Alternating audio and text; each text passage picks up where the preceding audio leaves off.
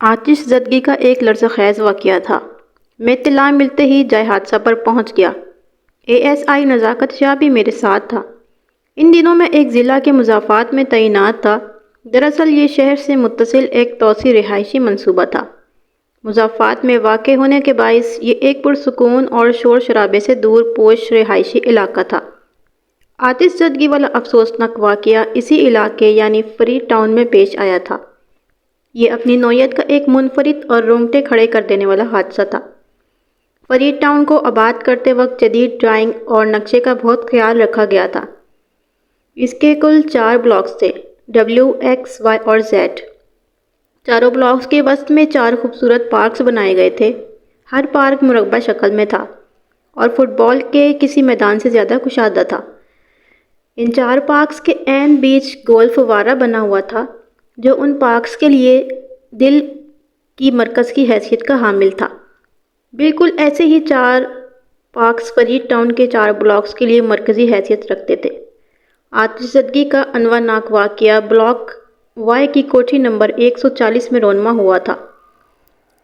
یہ ایک 2 منزلہ کوٹھی تھی۔ جب ہم وہاں پہنچے تو کوٹھی کے اندر اور باہر درجن بھر افراد کو موجود پایا۔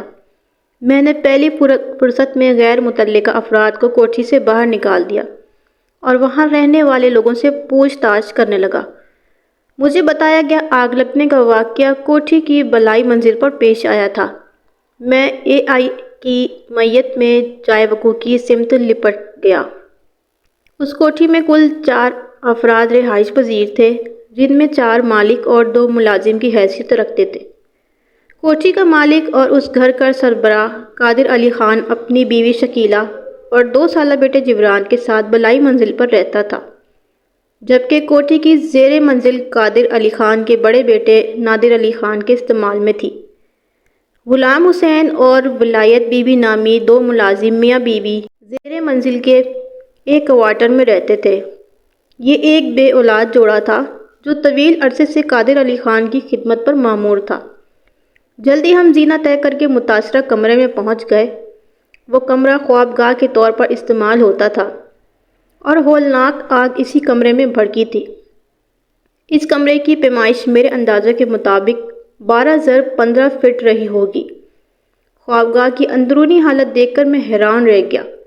وہ کمرہ اور اس میں موجود آگ پکڑنے والی ہر شے جل کر تقریباً راکھ ہو چکی تھی۔ سب سے زیادہ دل دہلا دینے والا منظر کمرے کے وسط کا تھا، جہاں قادر علی خان اور اس کے ننھے سے بچے جبران کی سوختہ لاشیں پڑی دکھائی دے رہی تھی۔ بھوکی پیاسی آگ نے ان کی زندگی کو بڑی بے رحمی سے چاٹ کر کوئلہ بنا ڈالا تھا۔ ایک لمحے کے لیے تو میرا دل کانپ کر رہ گیا۔ میں نے اپنی زندگی میں بہت سے وحشتناک اور دل دہلا دینے والے مناظر دیکھ رکھے تھے، مگر اس سوختہ سما منظر نے مجھے بری طرح متاثر کیا تھا۔ سوختہ لاشوں کی وقوع پذیری سے اندازہ ہوتا تھا کہ اپنی موت سے قبل جل کر کوئلہ بننے سے پہلے وہ کسی عالی شان پلنگ پر پرسکون نیند سو رہے ہوں گے، مگر کمرے کی دوسری جلنے کی قابل اشیاء کے ساتھ اب وہ پلنگ بھی رزق آتش بن چکا تھا۔ دونوں سوختہ لاشیں کمرے کے عین وسط میں فرش پر پڑی درس عبرت دیتی نظر آتی تھیں۔ اس واقعے نے کوٹھی کے مکینوں کو قیامت سے پہلے ایک قیامت سے دوچار کر دیا تھا۔ سب سے زیادہ بری حالت قادر علی خان کی بیوی شکیلہ کی تھی۔ اسے غش پر غش آ رہے تھے۔ نادر علی خان اور دونوں ملازموں نے شکیلہ کو زیر منزل کے ایک کمرے تک محدود کر دیا تھا۔ وہ اسے بالائی منزل کی طرف جانے کی اجازت نہیں دے رہے تھے، یہ جان کر کہ اس کا شوہر اور شیرخوار بچہ عفریتی آتش کی نظر ہو گئے ہیں۔ وہ قیامتی غم و عنوا کی لپیٹ میں آ گئی تھی۔ ایک ماں ایک بیوی کی حیثیت سے یہ حادثہ شکیلہ کے لیے صدمہ جاں کا تھا۔ ہم نادر خان کی رہنمائی میں متاثرہ کمرے تک پہنچے تھے اور اس وقت بھی وہ میرے قریب ہی کھڑا تھا۔ میں نے کمرے کی حالت زار پر نگاہ ڈالتے ہوئے افسوسناک انداز میں کہا، کچھ نہیں بچا، سب جل کر راکھ ہو گیا۔ نادر علی خان نے میرے اس غمناک تبصرے پر کسی رد عمل کا اظہار نہیں کیا۔ وہ یکتا خاموش مگر گھائل نظر سے ان دونوں سوختہ لاشوں کو تکے جا رہا تھا۔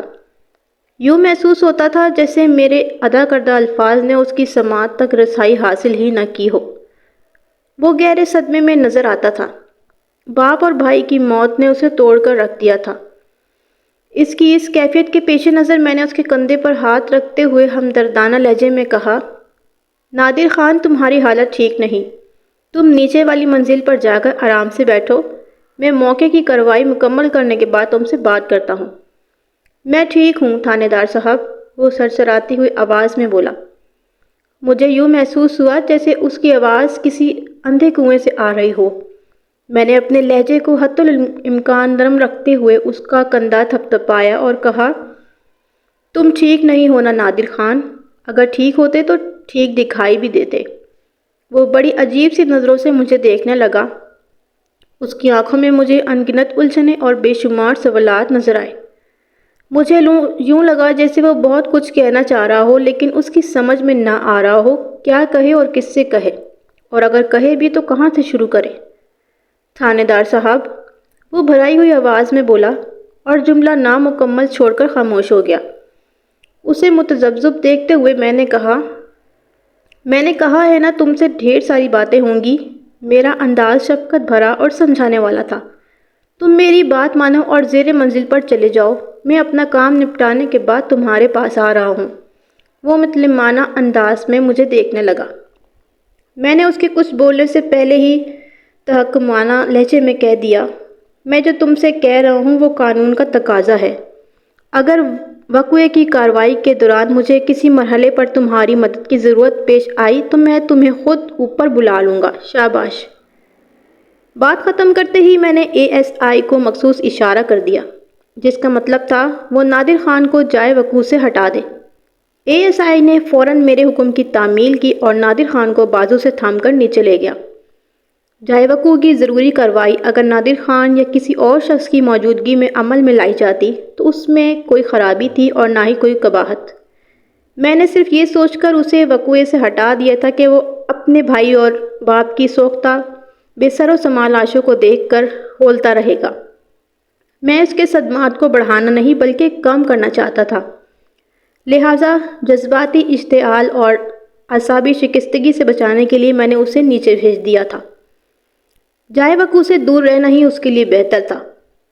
ASI نزاکت شاہ نادر علی خان کو نیچے چھوڑ کر واپس آیا تو اس نے بزدل انداز میں کہا، ملک صاحب، اس گھر پر تو جیسے قیامت ٹوٹ گئی ہے۔ جب 2 جنازے ایک ساتھ یہاں سے اٹھیں گے تو ایک کہرام بپا ہو جائے گا۔ زندہ رہ جانے والوں پر پتہ نہیں کیا بیتے گی۔ ASI ان لمحات میں خاصاً جذباتی ہو رہا تھا۔ یہ اس ماحول کا اثر تھا۔ میرے اندرونی کیفیت بھی کچھ اسی نوعیت کی تھی، مگر میں نے اپنے احساسات، جذبات اور اعصاب کو مکمل طور پر کنٹرول میں رکھا ہوا تھا۔ اس کے جواب میں نے کہا، واقعی یہ ایک بہت بڑا حادثہ ہے۔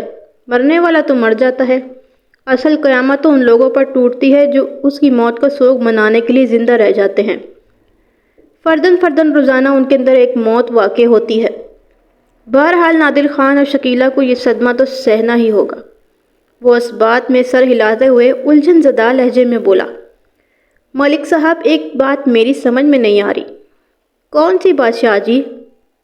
میں نے اس کی طرف دیکھتے ہوئے پوچھا۔ وہ بادستور الجھن بھرے انداز میں بولا، ہماری معلومات کے مطابق قادر خان، شکیلہ اور ان کا معصوم بچہ جبران خان بالائی منزل پر رہتے تھے۔ اس کمرے میں بھڑکنے والی آگ نے قادر اور جبران کو تو نگل لیا، مگر شکیلہ بالکل محفوظ رہی۔ کیا اس عنواناک حادثے کے وقت وہ کمرے میں موجود نہیں تھی؟ مجھے یقین ہے نزاکت علی، تم آگے چل کر بہت ترقی کرو گے، میں نے ستائشی نظروں سے اس کی طرف دیکھتے ہوئے کہا۔ ایک سمجھدار اور فضل شناس پولیس والے کو ایسے ہی سوالیہ اور شک انداز میں سوچنا چاہیے۔ میں لمحہ بھر کے لیے متوقف ہوا، پھر اپنی بات کو مکمل کرتے ہوئے کہا، میرے ذہن میں بھی ایسے ہی بہت سارے سوالات ڈوب ابھر رہے ہیں اور ہمیں ان کے جوابات تلاش کرنے چاہیے۔ جائے وقوع کی ضروری کارروائی ہو جائے تو نیچے جا کر قادر خان، شکیلہ اور دونوں ملازمین سے پوچھ گچھ کریں گے۔ انشاءاللہ سب کچھ سامنے آ جائے گا۔ اور جو چھپا ہوا ہے، ASI نے غیر مطمئن نظروں سے مجھے دیکھا۔ میں نے تیقن سے کہا، اسے ہماری تفتیش کان سے پکڑ کر باہر کھینچ لائے گی۔ تم میری بات سمجھ رہے ہو نا؟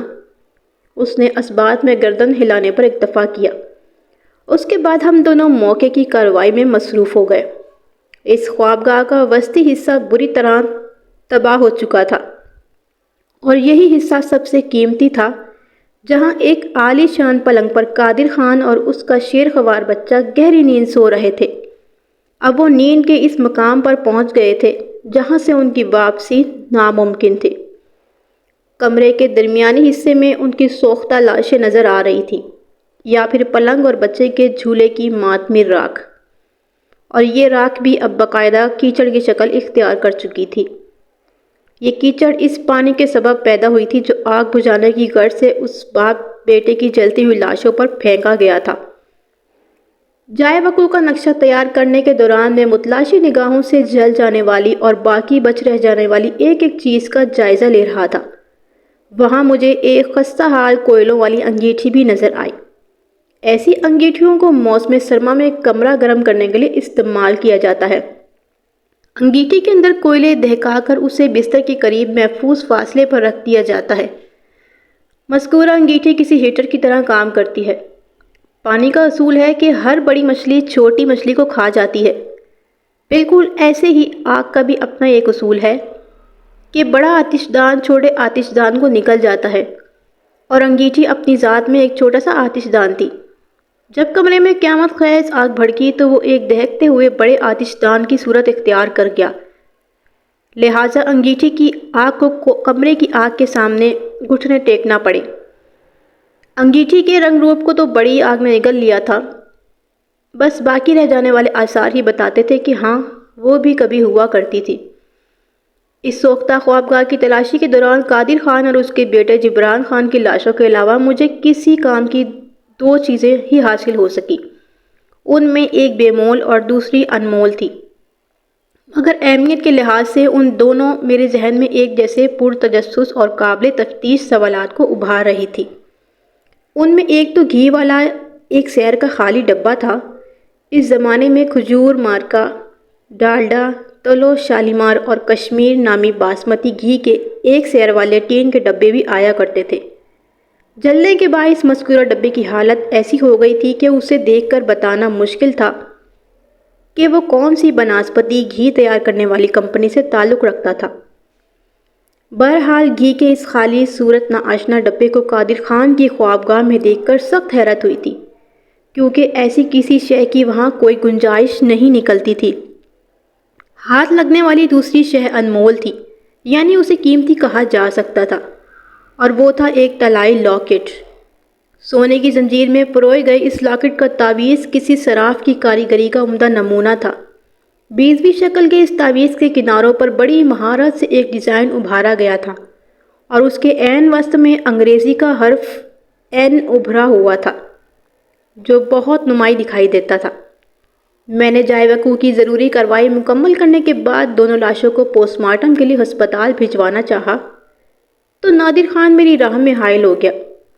دکھی لہجے میں اس نے کہا، تھانے دار صاحب، ظالم آگ نے پہلے ہی ابا جی اور اس معصوم کا حشر خراب کر دیا ہے۔ اب آپ ان کی چیر پھاڑ کروا کر مزید بے حرمتی تو نہ کریں نا۔ میں اس کے درد کو اچھی طرح سمجھ رہا تھا، لیکن اپنے فرض کے تقاضے نبھانا بھی ضروری تھے۔ لہٰذا میں نے نہایت ہی ٹھہرے ہوئے لہجے میں کہا، نادر خان، یہ بہت ضروری ہے۔ تمہارا باپ اور چھوٹا بھائی طبی موت نہیں مرے، اس لیے ان کا پوسٹ مارٹم ہونا چاہیے۔ میں اپنی ڈیوٹی کو زیادہ اچھی طرح سمجھتا ہوں۔ باپ اور چھوٹے بھائی کی المناک جدائی نے اسے توڑ کر رکھ دیا تھا، لہٰذا وہ میری راہ میں زیادہ مزاحمت پیش نہ کر سکا۔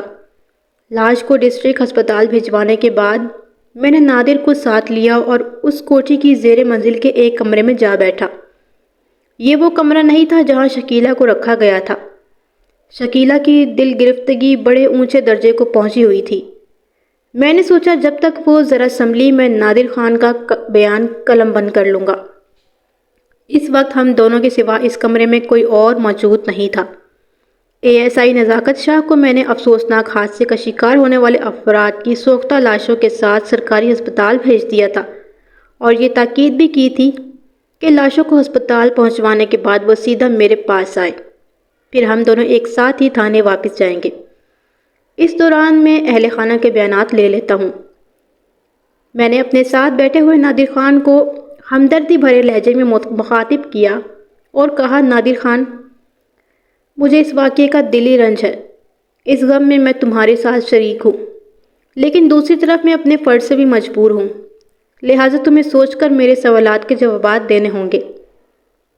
اس نے زخمی نظر سے میری طرف دیکھا۔ اس کی آنکھوں میں گہرے غم اور تذبذب کی پرچھائیاں میں نے واضح طور پر محسوس کی۔ غم کا سبب تو سامنے کی بات تھی، اسے سمجھنے کے لیے کسی خاص قسم کی عقل یا ذہانت کی ضرورت نہیں تھی، مگر تذبذب کی وجہ میرے ذہن کو الجھا رہی تھی۔ میں نے پہلے بھی اس کے چہرے پر کچھ ایسے تاثر دیکھا تھا کہ وہ بہت کچھ کہنا چاہتا ہے، کسی شے نے اسے کشمکش کی کیفیت میں مبتلا کر رکھا ہے۔ میرے نرمی بھرے انداز کے جواب میں اس نے متلمانہ لہجے میں صرف اتنا کہا، جی پوچھے صاحب۔ میں کوئی سوال کرنے سے پہلے چند لمحات تک کھوجتی ہوئی نظر سے اس کی نظروں میں دیکھتا رہا، اس کے ساتھ ہی اس کے چہرے کے اتار چڑھاؤ کا جائزہ بھی لیتا رہا۔ نادر خان کی عمر میرے اندازے کے مطابق 25 سال رہی ہوگی۔ وہ گبرو کی اصطلاح پر 100% پورا اترتا تھا، لہٰذا اس کے حلیے اور وضع خطے پر مزید لب کشائی مناسب نہیں ہوگی، لیکن ان دل گرفتہ لمحات میں اس کی جوانی اور رونائی گہن کی چادر اوڑھے بیٹھی تھی۔ نادر خان، میں نے ٹھہرے ہوئے لہجے میں اسے مخاطب کیا، جب یہ واقعہ پیش آیا اس وقت تم کہاں تھے؟ اس نے بھرائی ہوئی آواز میں جواب دیا، میں اپنے اسی کمرے میں سو رہا تھا۔ اسی کمرے سے اس کی مراد وہ کمرہ تھا جہاں ہم اس وقت دونوں بیٹھے ہوئے تھے۔ میں نے پوچھا، تمہیں اس حادثے کے بارے میں کیسے پتہ چلا؟ میرا مطلب ہے تم تو سو رہے تھے، یقیناً کسی اور نے ہی تم تک یہ خطرناک اطلاع پہنچائی ہوگی۔ مجھے غلام حسین نے اس بارے میں بتایا تھا، نادر نے جواب دیا۔ یہ خبر سننے کے بعد تم نے کیا کیا؟ میں نے استفسار کیا۔ غلام حسین نے مجھے بتایا کہ بی بی جی نے کہا ہے ان کے کمرے میں آگ لگ گئی ہے، آپ فوراً پہنچے، اس نے جواب دیا۔ پھر میں اوپر والی منزل کی طرف چلا گیا تھا۔ بی بی جی سے ان کا مطلب شکیلہ تھا۔ نادر خان کی بات سن کر مجھے جھٹکا سا لگا۔ اگر آتش زدگی کی اطلاع شکیلہ نے زیر منزل تک پہنچائی تھی تو اس کا مطلب ایک ہی تھا، جب بالائی منزل کی خوابگاہ میں آگ بھڑکی اس وقت شکیلہ اپنے شوہر اور بچے کے ساتھ وہاں سو نہیں رہی تھی، ورنہ وہ بھی ان کے ساتھ جل کر کوئلہ ہو جاتی۔ دوسرا امکان یہ تھا کہ وہ خوابگاہ میں تو موجود تھی لیکن جاگ رہی ہو اور اس نے آگ بھڑکتے ہوئے دیکھ لی ہو۔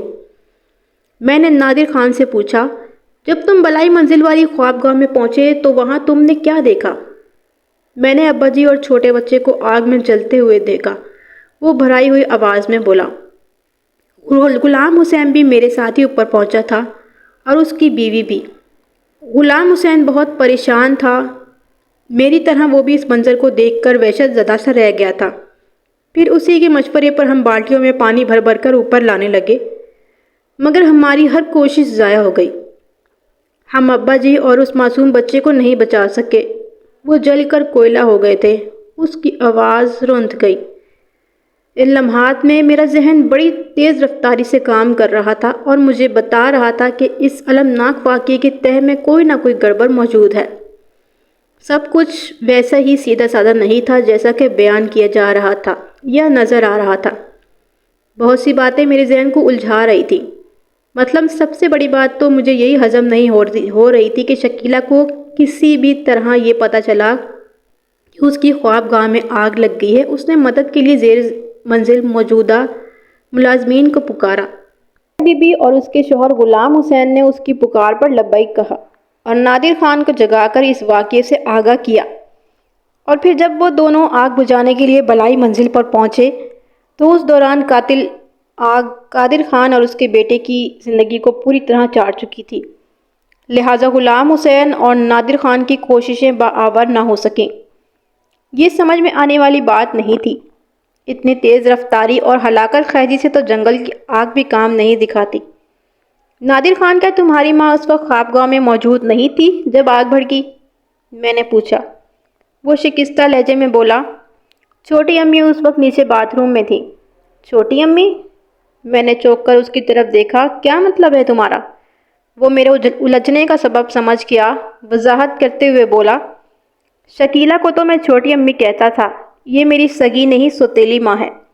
میری سگی ماں کا انتقال ہو چکا ہے۔ 4 سال پہلے ابا نے شکیلہ سے شادی کر لی تھی۔ اوہ، میں نے ایک گہری سانس خارج کی، پھر پوچھا، اور جبران؟ وہ بھی میرا سوتیلا بھائی ہے، نادر خان نے جواب دیا۔ ہم صرف 2 بھائی ہیں۔ آپا فردوس مجھ سے بڑی ہیں، ان کی شادی ہو چکی ہے، وہ ادھر محلہ اسلام پورہ میں اپنے بچوں اور شوہر کے ساتھ رہتی ہیں۔ پھر اس نے بتایا کہ فردوس کا شوہر سبزی منڈی کا ایک بہت بڑا آڑتی تھا۔ ان لوگوں کو اس واقعے کی اطلاع بھیج دی گئی تھی اور امید تھی 1 آدھے گھنٹے تک وہ یہاں پہنچ جائیں گے۔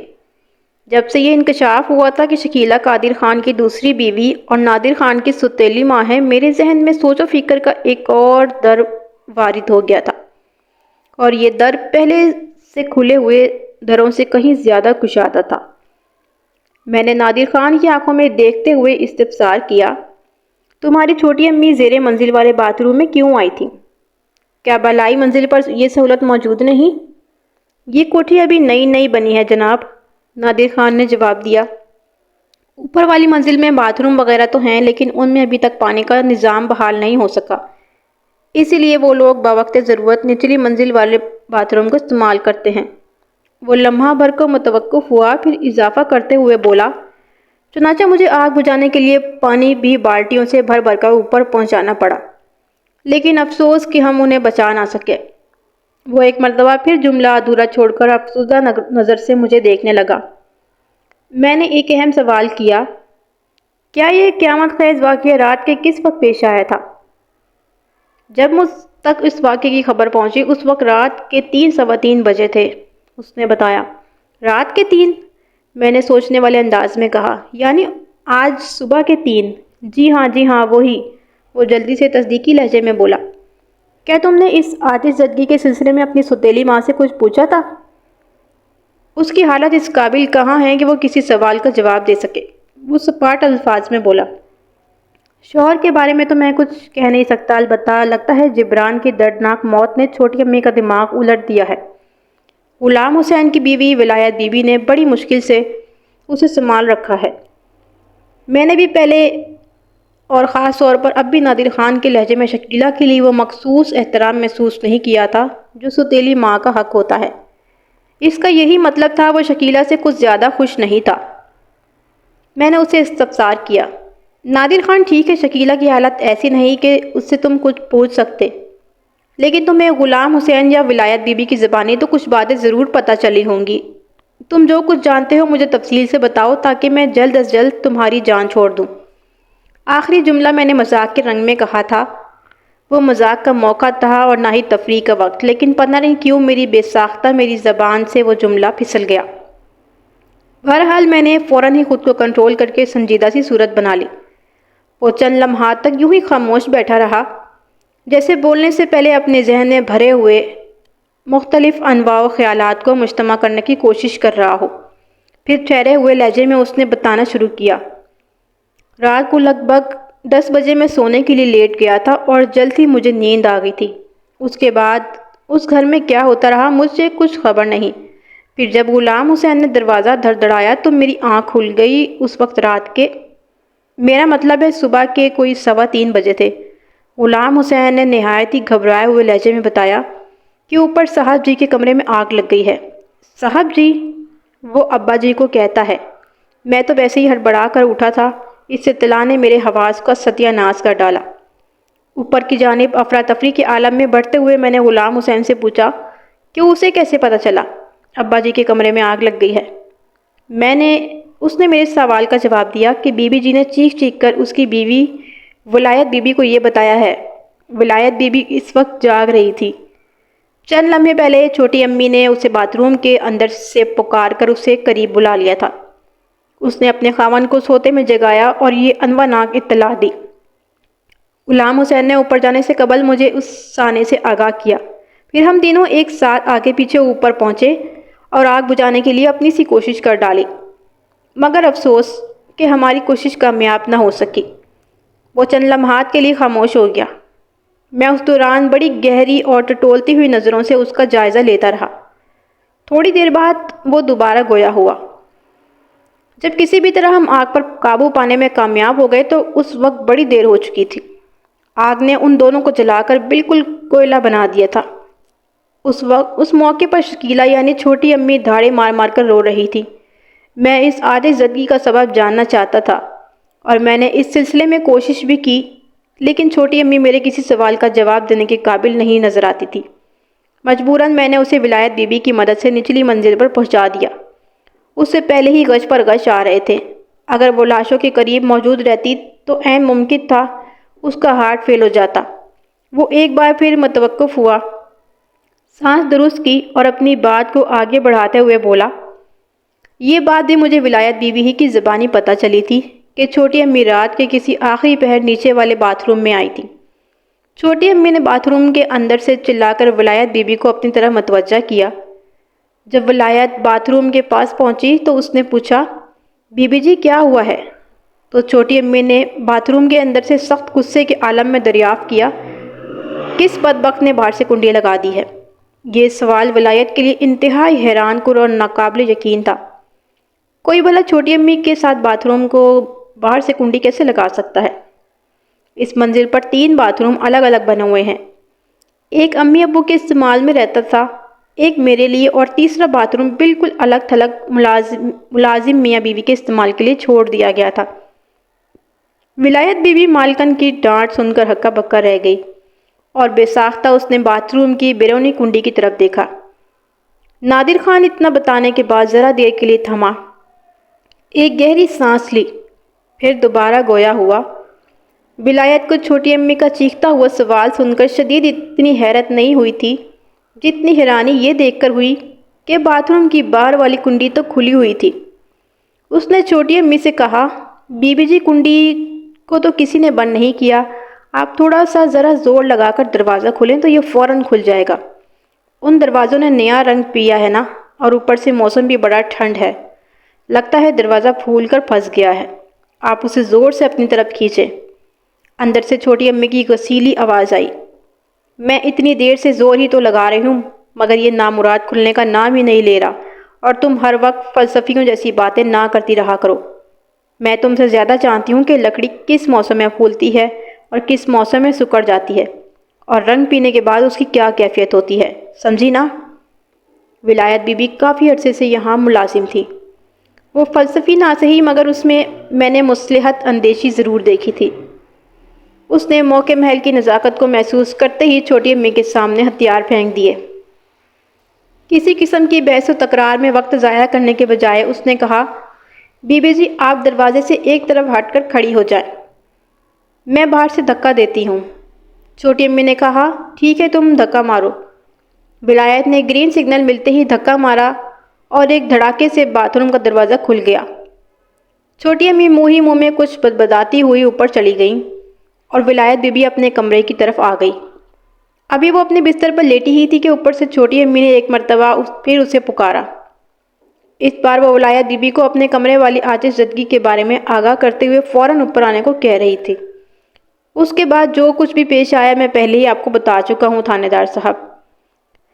وہ لمحہ بھر کو سانس ہموار کرنے کے بعد متوقف ہوا، پھر اپنے بیان کو اختتام دیتے ہوئے بولا، یہ ساری باتیں مجھے ولایت بی بی نے ہی بتائی ہیں۔ اس کی بیان کردہ تفصیل سن کر میں گہری سوچ میں ڈوب گیا۔ آتش زدگی کا یہ واقعہ بڑے حیرت انگیز اور ناقابل یقین انداز میں پیش آیا تھا۔ شکیلہ باتھ روم کے لیے رات کے کسی آخری پہر بالائی منزل سے زیر منزل پر آئی تھی۔ اس کا مطلب ہے وہ اپنے شوہر اور شیرخوار بچے کو صحیح سلامت خواگاہ میں چھوڑ کر آئی تھی، یعنی اس وقت تک دور دور تک آتش زدگی کے آثار دکھائی نہیں دیتے تھے۔ اس نے باتھ روم میں کتنا وقت لگایا ہوگا؟ یہی کوئی 5-10 منٹ یا زیادہ سے زیادہ 15 منٹ۔ یک بستہ راتوں میں عموماً پیشاب کی حاجت انسان کو گرم بستر چھوڑنے پر مجبور کر دیتی ہے، اور اس حاجت کو رفع کرنے کے لیے 2-3 منٹ کافی ہوتے ہیں، لیکن معاملہ گڑبڑ دکھائی دے رہا تھا۔ شکیلہ یہی وقت باتھ روم میں گزارنے کے بعد جب اپنی خوابگاہ میں پہنچی تو سب کچھ جل کر راکھ ہو چکا تھا۔ یہ بات سمجھ میں آنے والی نہیں تھی اور ذہن میں ان گنت مہلک خیالوں کو جنم دیتی تھی۔ مثلاً اچانک خوابگاہ کے اندر آگ بھڑکی کیسے؟ اگر شکیلہ نے باتھ روم کے اندر اپنی حاجت کو پورا کرنے کے لیے فطری وقت لیا تھا تو پھر اس قلیل مدت میں آگ نے کس طرح 2 انسانوں کو کوئلوں میں بدل دیا؟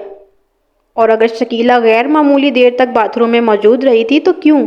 کس لیے؟ کہیں ایسا تو نہیں تھا کہ کسی نے شکیلہ کی غیر موجودگی میں خوابگاہ کے اندر گھس کر وہاں آگ لگا دی؟ اگر ایسا ہی تھا تو پھر یہ سوال بھی پیدا ہوتا تھا کہ وہ فتنہ پرور شخص کون ہے؟ ان کے کیا مقاصد تھے؟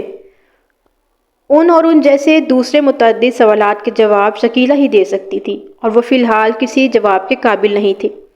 لہٰذا میں نے اپنی توجہ اور روئے سخن نادر خان کی طرف موڑ لیا۔ تمہارے خیال میں یہ آگ کس نے لگائی ہوگی؟ میں نے اچانک سے اس سے پوچھا۔ جی، وہ حیرت سے منہ کھول کر مجھے دیکھنے لگا۔ پتہ نہیں کیوں مجھے یہ احساس مسلسل ستا رہا تھا کہ آتش زدگی کا وہ واقعہ اپنے جلوہ میں کچھ اور بھی لیے ہوئے تھا، جو فی الحال میری آنکھوں سے اوجھل تھا۔ میں اس چھپی ہوئی دل میں اندیشے اور دماغ میں خدشے جگاتی بات کو سامنے لانا چاہتا تھا۔ اسی تناظر میں ایک خاص مقصد کی خاطر میں نے نادر خان سے وہ چپتا ہوا سوال کیا تھا، جس کا جواب دیتے ہوئے وہ الجھ کر رہ گیا تھا۔ میرے اس خطرناک سوال نے اسے گڑبڑا کر رکھ دیا تھا۔ میں نے ٹھہرے ہوئے لہجے میں کہا، کیا تم ایسا نہیں سوچتے کہ کسی نے خاص مقصد کے تحت آگ لگا دی ہو؟ جناب، یہ آپ کس قسم کی باتیں کر رہے ہیں؟ اس نے حیرت اور الجھن بتدریج بڑھتی ہی جا رہی تھی۔ کوئی جان بوجھ کر کیوں آگ لگائے گا؟ اور ایسا شخص ہو کون سکتا ہے؟ یہاں تو کوئی کسی کا دشمن نہیں۔ میں چند لمحات تک ٹٹولتی ہوئی نظر سے اس کے چہرے کا جائزہ لیتا رہا، پھر قدرے نرم لہجے میں کہا، نادر خان، تفتیش کا عمل بڑا ہی ٹیڑھا اور نکیلا ہوتا ہے۔ اس میں ہر زاویے سے سوال کیا جاتا ہے، لہٰذا تم میرے کسی سوال پر پریشان نہیں ہونا۔ مجھے ہر پہلو اور ہر امکان کو اپنی نگاہ میں رکھنا ہے۔ میں تھوڑی دیر کے لیے رکا، پھر اضافہ کرتے ہوئے کہا، دراصل بات یہ ہے کہ آگ بھڑکنے کو جس انداز میں بیان کیا جا رہا ہے وہ میری سمجھ میں نہیں بیٹھ رہا۔ کسی کمرے میں لگنے والی آگ آنن فانن وہاں سوئے ہوئے افراد کو جلا کر کوئلہ نہیں کر سکتی۔ آتش زدگی کے ایسے واقعات میں دھواں بھی وافر مقدار میں پیدا ہوتا ہے، جو سوئے ہوئے افراد کی سانس کے ساتھ ان کے پھیپھڑوں تک رسائی حاصل کر لیتا ہے، جس کے سبب انہیں کھانسی کا دورہ پڑ جاتا ہے۔ نیند چاہے کتنی بھی گہری ہی کیوں نہ ہو، وہ تڑپ کر اٹھ بیٹھتے ہیں، اور دم گھٹنے کی اسی کیفیت کے دوران وہ خود کو بچانے کے لیے ہاتھ پاؤں ضرور مارتے ہیں، لیکن میں نے سانس لینے کی خاطر تھوڑا توقف کیا، پھر اضافہ کرتے ہوئے کہا، لیکن یہاں تو بالکل ہی مختلف صورتحال نظر آ رہی ہے۔ ٹھیک ہے، جبران کی عمر اتنی نہیں کہ وہ اپنی جان بچانے کے لیے کوئی سودمند اور نتیجہ خیز جدوجہد کر سکتا، مگر تمہارے ابا جی کو کیا ہو گیا تھا؟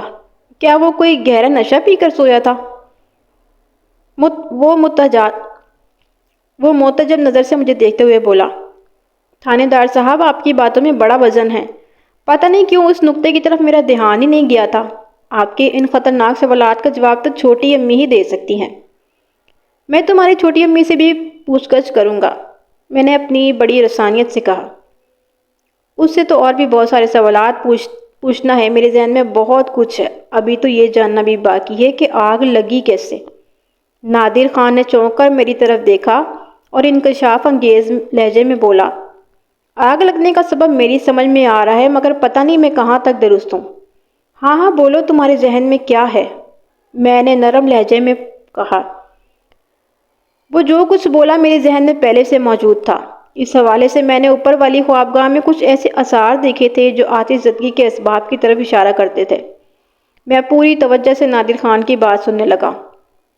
تھانے دار صاحب، اس نے مجھے مخاطب کرتے ہوئے کہا، آج کل سردیوں کا موسم ہے اور اس سال تو سردی بھی کچھ زیادہ ہی پڑ رہی ہے۔ نیچے والی منزل پر تو لحاف وغیرہ سے گزارا ہو جاتا ہے، لیکن اوپر یہ لوگ لحاف اوڑھنے کے ساتھ ساتھ کوئلوں والی انگیٹھی بھی جلاتے ہیں تاکہ کمرہ اچھی طرح گرم ہو جائے۔ وہ بولتے بولتے رکا، پھر اپنی بات کو مکمل کرتے ہوئے بولا، ہو سکتا ہے جب چھوٹی امی نیچے والے باتھ روم کی طرف آنے کے لیے کمرے سے نکلی ہوں تو لحاف کا کوئی نہ کوئی پلنگ سے نیچے لٹک گیا ہو اور وہ بدقسمتی سے کوئلہ اور انگیٹھی میں جا گرا ہو، اور جہاں پر دہکتے ہوئے کوئلوں نے اسے آگ دکھا دی ہو۔ اور وہ اچانک رکا اور سوالیہ نظروں سے میری طرف دیکھنے لگا۔ اپنی دانست میں اس نے آگ لگنے کے سبب کی وضاحت پیش کرتی تھی۔ میں نے اس بات میں سر ہلاتے ہوئے کہا، میرے ذہن میں بھی یہ امکان موجود ہے، اور میں نے اوپر والی خوابگاہ میں کوئلوں والی ایک انگیٹھی بھی رکھی ہوئی دیکھی ہے۔ جو اب صرف نام ہی کی انگیٹھی رہ گئی ہے۔ لیکن اگر فرض کر لیا جائے کہ اسی انگیٹھی کی وجہ سے آگ لگی تھی، تو پھر بھی میرے اس سوال کا جواب نہیں ملتا کہ اتنی جلدی آگ نے سب کچھ کیسے نگل لیا۔ اب تو یہ بھی نہیں ہو سکتا کہ تمہاری چھوٹی امی کوئی گھنٹہ بھر باتھ روم میں بیٹھی رہی ہوں۔ ہاں، یہ بات میری بھی سمجھ میں نہیں آ رہی، وہ متذبذب انداز میں بولا۔ میں نے کہا، اس معمے کے علاوہ بھی دو چیزیں ایسی ہیں جو ابھی تک مجھے ہضم نہیں ہو سکیں۔ ان کے متعلق تم ہی مجھے بتا سکتے ہو۔ جی کیا، کون سی چیزیں؟ وہ گھبرائے ہوئے انداز میں مجھے دیکھنے لگا۔ میں نے چند لمحات تک اس کے چہرے کا جائزہ لیا اور کہا، ایک چیز تو بناسپتی گھی والا ایک سیر کا ڈبہ ہے۔ کمرے میں بھڑکنے والی آگ نے اسے نگلنے کی پوری کوشش کی ہے۔ وہ اس دھات کا تو نہیں کھا سکی، البتہ اس کے رنگ روغن اور چھپائی کو اس نے اس طرح صاف کیا ہے، یہ بتانا مشکل ہے وہ کون سی بناسپتی گھی والی کمپنی سے تعلق رکھتا ہے۔ مگر میرے ذہن میں مسلسل یہ سوال گونج رہا ہے کہ اس ڈبے کو کس مقصد کی خاطر خوابگاہ میں رکھا گیا ہے۔ کیا تمہارے پاس اس سوال کا کوئی جواب ہے؟ میں نے تو وہاں ایسا کوئی ڈبہ نہیں پڑا ہوا دیکھا، وہ الجھن زدہ لہجے میں بولا۔ میں ابھی تمہیں دکھاتا ہوں، میں نے اٹھتے ہوئے کہا، شاید پریشانی کے سبب تمہارا اس طرف دھیان نہ گیا ہو۔ آؤ میرے ساتھ، ذرا بالائی منزل والے بیڈ روم میں چلتے ہیں۔ پھر ہم دونوں ساتھ چلتے ہوئے اوپر والے روم میں پہنچ گئے۔ میں نے مذکورہ ڈبہ نادر خان کو دکھاتے ہوئے کہا، میں اس بناسپتی گھی والے ڈبے کی بات کر رہا ہوں، تم خود اپنی آنکھوں سے دیکھ لو، آگ نے اس کا کیا حشر کیا ہے۔ یوں محسوس ہوتا ہے یہ صفاق آگ صرف دو مقاصد کے لیے بھڑکی تھی، نمبر 1 قادر خان اور جبران خان کو کوئلہ بنانے کے لیے، اور نمبر 2 اس ڈبے کی شناخت مٹانے کے لیے۔ تم کیا کہتے ہو اس بارے میں؟ جی میں اس بارے میں کیا کہہ سکتا ہوں، وہ وحشت زدہ انداز میں بولا۔ یہ تو آپ چھوٹی امی سے پوچھیں، اس نے بناسپتی گھی والا یہ ڈبہ کس مقصد کے لیے یہاں رکھا تھا۔ میں اس بارے میں کچھ نہیں جانتا، ہاں البتہ میرے ذہن یہ کہتا ہے کہ اس ڈبے کا ستیہ ناش صرف اس وجہ سے ہوا ہے کہ یہ گھی والا ڈبہ تھا۔ تیل اور گھی بڑی آسانی سے آگ پکڑ لیتے ہیں۔ تم بالکل ٹھیک کہہ رہے ہو، میں نے سر کو معنی خیز انداز میں جنبش دی اور کہا، اس ڈبے کے بارے میں نے تمہاری چھوٹی امی سے ہی پوچھوں گا، ہو سکتا ہے وہ اس سلسلے میں کوئی وضاحت پیش کر دیں۔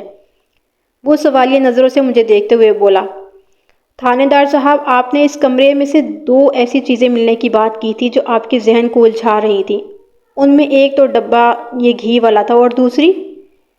میں نے دوسری شے کا ذکر کرنے سے پہلے اس سے پوچھ لیا، نادر خان کیا تمہیں لاکٹ وغیرہ پہننے کا شوق ہے؟ مجھے آتش زدہ کمرے سے جو طلائی لاکٹ ملا تھا وہ اس وقت میری جیب میں موجود تھا۔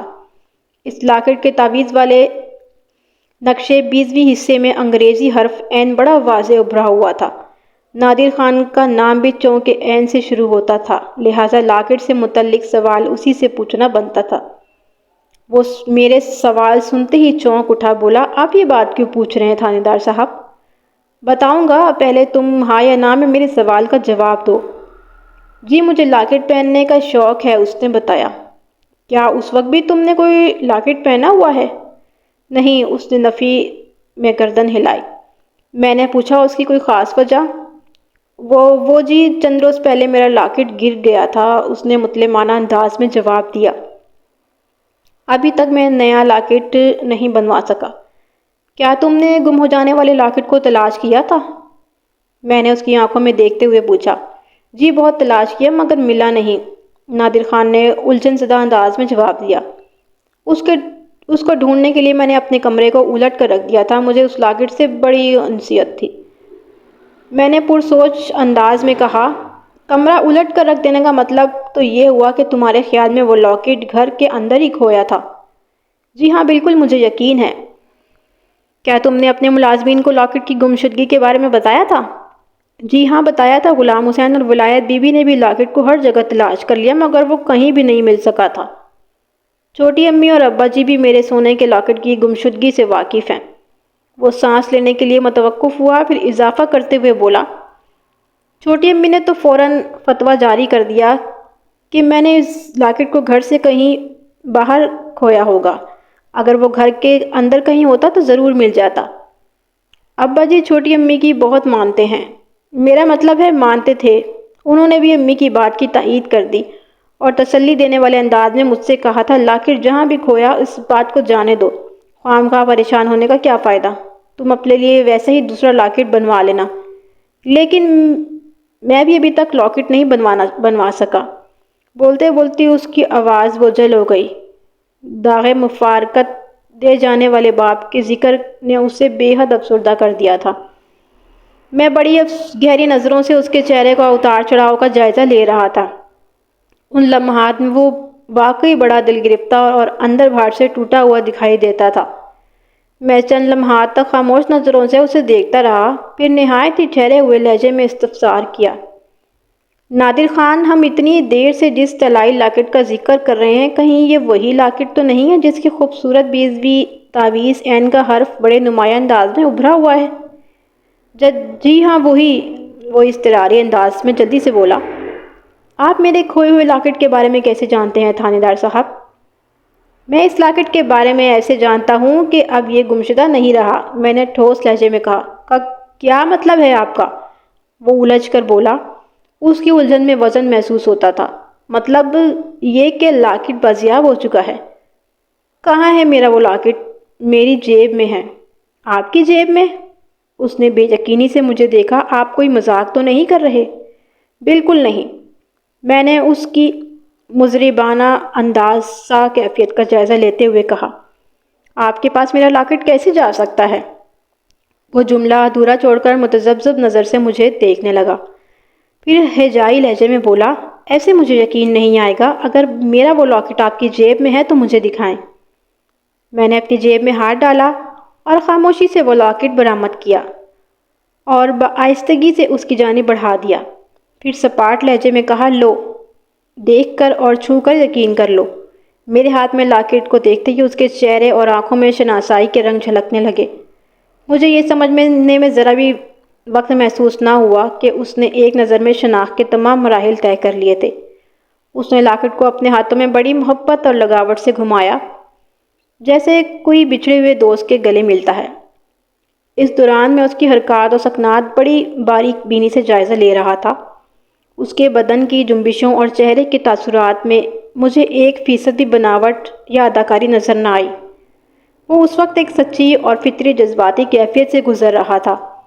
چند لمحات کی تسلی کے بعد اس نے نگاہ اٹھا کر میری طرف دیکھا اور لرزتی ہوئی آواز میں بولا، یہ آپ کو کہاں سے ملا ہے؟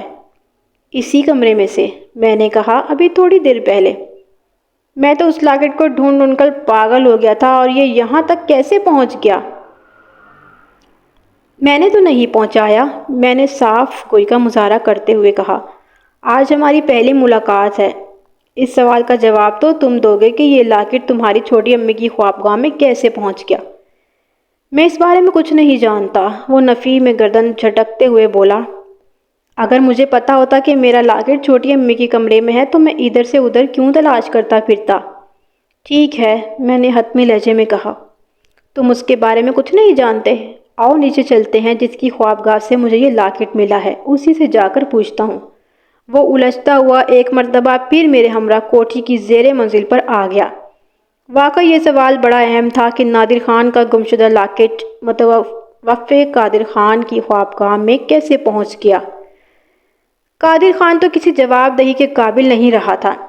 وہ دنیاوی سوال و جواب سے اتنی دور چلا گیا تھا جہاں سے اسے ہماری اور ہمیں اس کی کوئی خبر نہیں تھی۔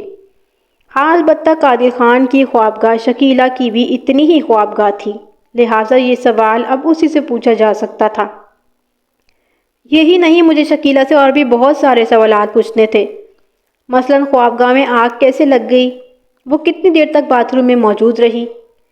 جب وہ خوابگاہ سے نکل کر باتھ روم کی طرف آ رہی تھی تو قادر خان اور جبران خان کس پوزیشن میں اور کیسے سوئے ہوئے تھے؟ مجھے یہی بتایا گیا تھا کہ وہ دونوں میاں بیوی ایک ساتھ کنگ سائز پلنگ پر سوتے تھے۔ اسی پلنگ کے ساتھ ہی بچے کے لیے کھٹولا قسم کی ایک چھوٹی سی چرپائی بھی بچھائی جاتی تھی۔ میں نے اپنی آنکھوں سے اس پلنگ اور کھٹولا چرپائی کا حشر دیکھا تھا۔ وہ دونوں اور اس کے آتش بننے کے بعد راکھ کے ڈھیر میں بدل گئے تھے۔ شکیلہ سے یہ پوچھنے کی ضرورت تھی کہ جب وہ کمرے سے نکلی تو شیر خوار بچہ اپنے کھٹولے میں سو رہا تھا، پھر بڑے پلنگ پر۔ ایک سوال یہ بھی تھا کہ گھی والا خالی ڈبہ اس کے بیڈ روم میں کس مقصد سے لایا گیا تھا، اور یہ جاننا بھی ضروری تھا کہ باتھ روم کے دروازے کو باہر سے کنڈی لگنے کی کیا حقیقت تھی۔ اس نے چیخ کر ولایت بی بی کو اپنے پاس بلایا تھا کہ دیکھے کس بدبخت نے دروازے کو باہر سے کنڈی لگا دی ہے۔ میں شکیلہ سے وہ تمام سوالات پوچھنا چاہتا تھا جنہوں نے میری سوچ کو تہہ و بالا کر رکھا تھا۔ ویسے اب تک تفتیش سے میں اس نتیجے پر پہنچ گیا تھا کہ وہ آتش زدگی کا کوئی عام سا واقعہ نہیں تھا۔ اس کے پیچھے مجھے کسی گہری سازش کے آثار دکھائی دے رہے تھے۔ کون سی اور کس کی سازش، یہ ابھی تک واضح نہیں ہو سکا تھا۔ فی الحال میں نے اپنے ذہن میں دو ناموں کو سرخ دائرے کے اندر مقید کر لیا تھا۔ ان میں ایک نام تھا نادر خان کا اور دوسرا نام شکیلہ کا۔ نادر خان کا لاکٹ مجھے جائے وقوع پر ملا تھا۔ میرے پاس اس بات کا کوئی ثبوت نہیں تھا کہ آیا واقعی اس کا لاکٹ کھو گیا تھا۔ اگر سوال کا جواب نہیں تصور کر لیا جاتا تو نادر خان کی شخصیت شک کے دائرے کے اندر بند ہو کر رہ جاتی تھی، اور اگر اس سوال کا جواب ہاں سمجھ لیا جاتا تو پھر یہ کہا جا سکتا تھا کہ مذکورہ لاکٹ کسی ایسے شخص نے چرایا ہے جو اس حادثے کا ذمہ دار ہے۔ لاکٹ کو جائے واردات پر پھینک کر نادر خان کو اس حادثے میں ملوث کرنے کی سازش کی گئی تھی، اور ایسا کردار فی الحال شکیلہ کی جانب اشارہ کرتا تھا۔ مگر اس صورت میں ایک انتہائی خطرناک سوال سر اٹھا کر کھڑا ہو جاتا تھا۔ کیا کوئی عورت اتنی شکی القلب ہو سکتی ہے کہ کسی مقصد کو حاصل کرنے کے لیے وہ ایسی سازش بن ڈالے جس میں وہ اپنے 2 سال کے معصوم اور شیر خوار بچے کو بھی جلا ڈالے؟ دل و دماغ اس سوال کا جواب نفی میں دیتے تھے، اور یہی بات میرے ذہن کو سب سے زیادہ الجھا رہی تھی۔ ہم زیر منزل پہنچ چکے تھے اور اس کمرے میں بھی آ بیٹھے تھے جہاں سے اٹھ کر تھوڑی دیر پہلے اوپر گئے تھے، لیکن مجھے اپنے مقصد میں کامیابی حاصل نہ ہو سکی۔ نادر خان نے ملازمین سے پوچھنے کے بعد مجھے بتایا، تھانے دار صاحب، چھوٹی امی اس وقت گہری نیند میں ہیں۔ یہ بتانا مشکل ہے کہ وہ سو رہی ہے یا بے ہوش ہو گئی ہے۔ میرے خیال میں اسے کسی ڈاکٹر کے پاس لے جانا چاہیے۔ میں نے نادر خان اور شکیلہ کے حوالے سے اپنے ذہن میں جو سوتیلی فضا قائم کی تھی، نادر خان کا حلیہ رویہ اس کی نفی کرتا تھا۔ میں نے محسوس کیا وہ اپنی سوتیلی ماں کے لیے خاصا پریشان تھا، اور اس کی صحت کی بحالی کے لیے وہ شکیلہ کو فوراً کسی ڈاکٹر کے پاس لے کر جانا چاہتا تھا۔ اس کا یہ عمل میری سوچی ہوئی مخصوص فضا سے لگا نہیں کھاتا تھا، اور یہی بات مجھے کھٹک رہی تھی۔ کیا میں شکیلہ کو ایک نظر دیکھ سکتا ہوں؟ میں نے نادر خان کی آنکھوں میں دیکھتے ہوئے کہا۔ وہ تعاون آمیز انداز میں بولا، ہاں ہاں ضرور، کیوں نہیں۔ میں نادر خان کی معیت میں اس کمرے میں داخل ہو گیا جہاں ایک بستر پر شکیلہ گہری نیند سو رہی تھی۔ اس کا پورا بدن گرم لحاف میں ڈھکا ہوا تھا، صرف چہرہ کھلا ہوا تھا۔ خوابیدہ چہرے کے خال و خط نے مجھے بتا دیا کہ وہ خوبصورت اور پرکشش عورت تھی۔ میں نے لحاف کے بغور مشاہدے سے یہ اندازہ لگا لیا کہ وہ زندہ تھی، تاہم اس کی سانس بہت مدھم چل رہی تھی۔ یہ بتانا مشکل نہیں تھا کہ وہ اس وقت گہری نیند میں ہے یا صدمے کی زیادتی نے اسے بے ہوش کر دیا ہے۔ ولایت بی بی شکیلہ کی نگرانی اور دیکھ بھال پر مامور تھی۔ اس نے نہایت ہی دکھی لہجے میں کہا، تھانے دار صاحب، بی بی جی کی حالت ٹھیک نہیں ہے۔ میں نے اب تک بڑی مشکل سے انہیں سنبھالا ہے، تھوڑی دیر پہلے ہی سوئی ہے۔ خاوند اور بچے کے غم نے ان کا دماغ الٹ کر رکھ دیا ہے۔ اس گھر پر تو اچانک ہی قیامت ٹوٹ گئی ہے۔ وہ اپنی فہم و فراست کے مطابق حالات کا بالکل درست تجزیہ کر رہی تھی۔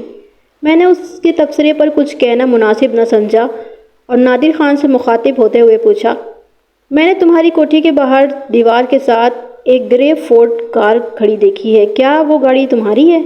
اس نے اس بات میں سر ہلاتے ہوئے جواب دیا، جی ہاں، وہ ہماری ہی گاڑی ہے۔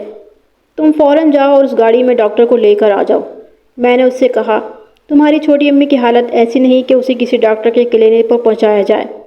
میں نے لمحاتی توقف کے بعد انداز اضافہ کرتے ہوئے کہا، مجھے حیرت ابھی تک کسی ڈاکٹر کو یہاں کیوں نہیں بلایا گیا۔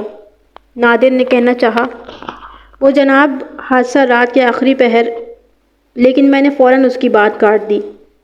ٹھیک ہے، آتش زدگی کا واقعہ رات 3:15 بجے پیش آیا تھا، لیکن ہم تو دن چڑھے یہاں پہنچے تھے۔ اس سے پہلے تمہیں کسی ڈاکٹر سے ضرور رجوع کرنا چاہیے تھا۔ میرا لہجہ ڈانٹ امیز تھا۔ نادر خان ندامت بھرے انداز میں بولا، بس جی، اس پریشانی نے تو مت ہی مار کر رکھ دی ہے۔ ہوش ٹھکانے پر ہوتا تو دھیان ادھر بھی جاتا۔ پھر وہ سر کو نفی میں جھٹکتے ہوئے بولا، میں ابھی جاتا ہوں جناب، اور فٹافٹ ڈاکٹر صاحب کو لے کر آتا ہوں۔ نادر خان وہاں سے رخصت ہونے لگا تو غلام حسین بھی اس کے پیچھے لپکا، لیکن نادر نے اسے روک دیا، تم ادھر گھر میں ہی رکو، میں بھی اچھی خاصی ڈرائیونگ کر لیتا ہوں۔ بعد ازاں مجھے معلوم ہوا کہ غلام حسین متوفی قادر خان کے لیے ڈرائیونگ بھی کرتا تھا۔ وہ دونوں میاں بیوی ایک عرصے سے ان کے ہاں ملازم تھے۔ پہلے قادر خان ماڈل کالونی میں رہتا تھا۔ جب شہر کے مضافات میں فری ٹاؤن آباد ہونے لگا تو اس نے اس جدید رہائشی منصوبے کا پلاٹ خرید کر اپنے لیے ایک 2 منزلہ عالیشان کوٹھی تعمیر کروا لی تھی۔ یہ کوٹھی ویسے تو بالکل تیار تھی، تاہم اندرونی آرائش و زیبائش کا کچھ کام باقی تھا۔ انہیں اس کوٹھی میں شفٹ ہوئے زیادہ عرصہ نہیں ہوا تھا۔ ایک بات یقیناً آپ کے ذہن کو الجھا رہی ہوگی، لہٰذا آگے بڑھنے سے بہتر ہے کہ میں آپ کی الجھن دور کر دوں۔ یہ ایک طرح سے میرا فرض بھی ہے۔ آپ لگ بھگ ربع صدی سے میرے پیشہ ورانہ زندگی کے واقعات پڑھ رہے ہیں۔ کوارٹر سینچری کی رفاقت کچھ کم اہمیت نہیں رکھتی تھی۔ کم از کم 2 نسلوں کی ذہنی اور قلبی وابستگی میں اپنے ساتھ محسوس کرتا ہوں۔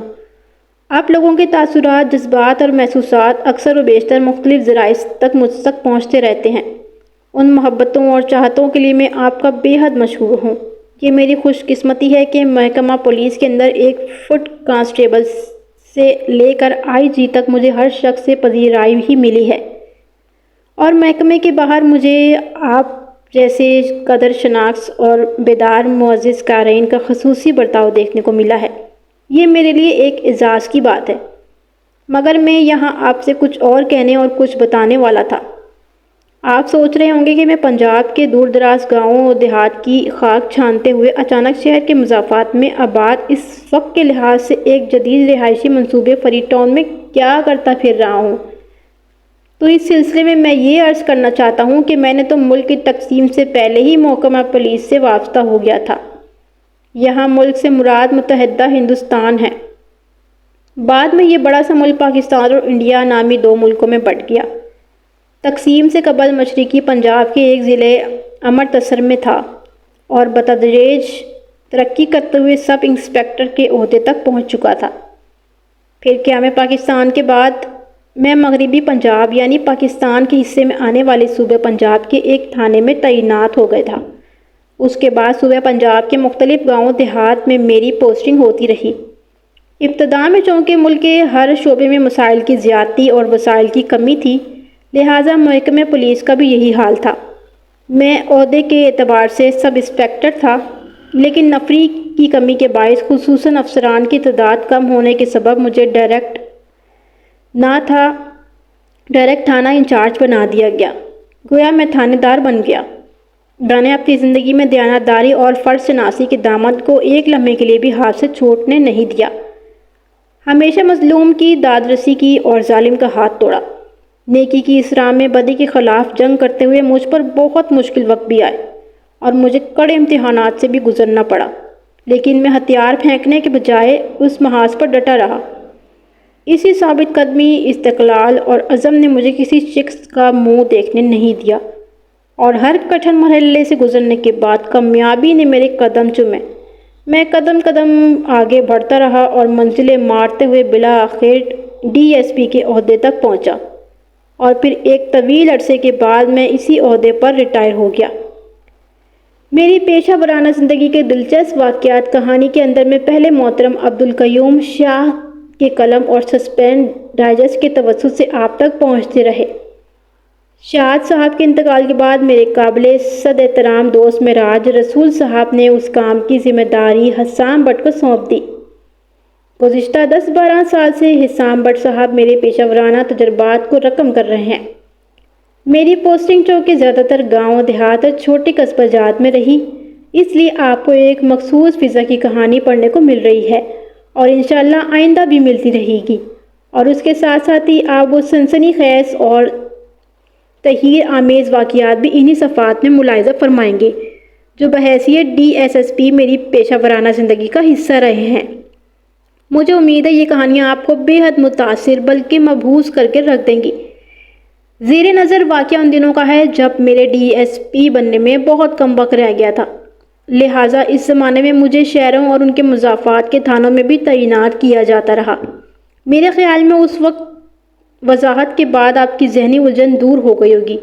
یقیناً آپ کا جواب ہوگا ہاں۔ تو آئیں واپس چلتے ہیں جہاں سے آتش زدگی والے موجودہ کیس کا رابطہ ٹوٹا تھا۔ نادر خان کے جانے کے بعد مجھے اچھا موقع مل گیا تھا کہ ان ملازم میاں بیوی کا بیان بھی لے لوں۔ ولایت بی بی مصر تھی کہ وہ اپنی بیوی جی کو تنہا چھوڑ کر مجھے کسی قسم کا کوئی انٹرویو نہیں دے گی، لہٰذا میں نے اسے بات کرنے پر آمادہ کر لیا کہ وہ کمرے کا دروازہ کھول لے جہاں شکیلہ بے خبری کی نیند سو رہی تھی، اور میں کرسی ڈال کر اس کے قریب ہی کمرے سے باہر بیٹھ جاتا ہوں۔ غلام حسین کو بھی میری تجویز پسند آئی اور وہ میرے نزدیک ہی بیٹھ گیا۔ میں نے کچھ پوچھ گچھ کے سلسلے کا آغاز غلام حسین سے ہی کیا۔ غلام حسین کی عمر لگ بھگ 40 سال رہی ہوگی، رنگ گندمی کا درمیانہ اور جسم مائل بافر بھی۔ اس نے خاصی صحت مند مونچھیں پال رکھی تھیں۔ اس بات کا تذکرہ کیا جا چکا ہے کہ وہ ایک بے اولاد جوڑا تھا۔ غلام حسین اور اس کی بیوی ولایت بی بی کو متوفی قادر خان کے پاس ملازمت کرتے ہوئے 5 سال ہو گئے تھے۔ گھر کا سارا کام کاج انہوں نے بانٹ کر اپنے ذمے لے رکھا تھا۔